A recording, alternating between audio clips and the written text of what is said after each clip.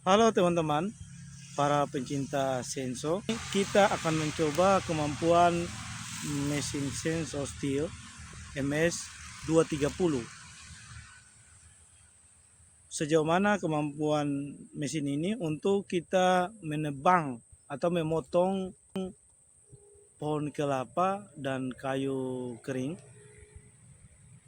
dan ukuran diameter pohon kelapanya itu kurang lebih 50 sampai 60 cm ya. Dan ini mesinnya.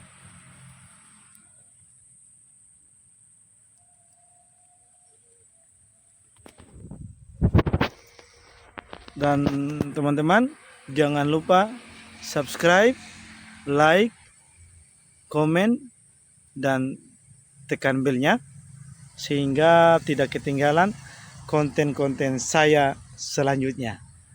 Ayo, mari kita saksikan bersama-sama.